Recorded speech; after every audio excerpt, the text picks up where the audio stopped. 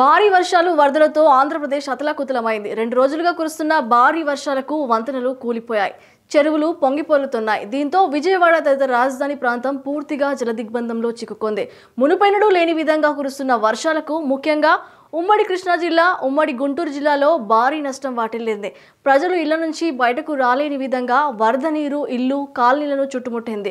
నీటిలో చిక్కుకున్న వారిని బోట్ల సహాయంతో సురక్షిత ప్రాంతాలకి తరలిస్తున్నారు. వర్షాలతో వచ్చిన వరద నీటితో జాతీయ రహదారులు, రైల్వే కల్వర్టులు కూడా చాలా చోట్ల దెబ్బతిన్నాయి. దీంతో ఏపీలోని పలు ప్రాంతాల్లో సహాయక సిబ్బంది, ప్రభుత్వ అధికారులు ప్రజలను ఆదుకునేందుకు ప్రయత్నిస్తున్నారు. కృష్ణానదికి వరద ఉధృతి పెరగడంతో పలుచోట్ల బుడమేరు కరకట్టలు తెగిపోయాయి.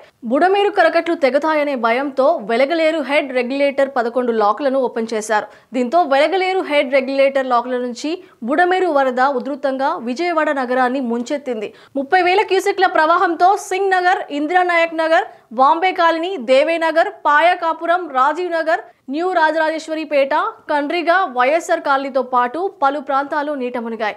బుడమేరు పొంగడంతో Ajit Singh Nagar, Nandamuri Nagar, Andhraprabha colony, LBS Nagar, Bombay colony, Ayodhya Nagar, Madhura Nagar, Ramakrishnapuram, Madhura Nagar, new Rajarajeswaripeta, Nunna, old Rajarajeswaripeta, పైపుల road, Kandrika, Payakapuram, Shantinagar, Prashantinagar, Jakkampudi, Patapadu, Nainavaram, Chittinagar, milk project area, Vinchipeta, Bhavanipuram, HB colony, Urmilanagar, Vidyadharapuram, Gollapudi, Rayanapadu, Nallakunta, Guntupalli నీట మునిగాయి.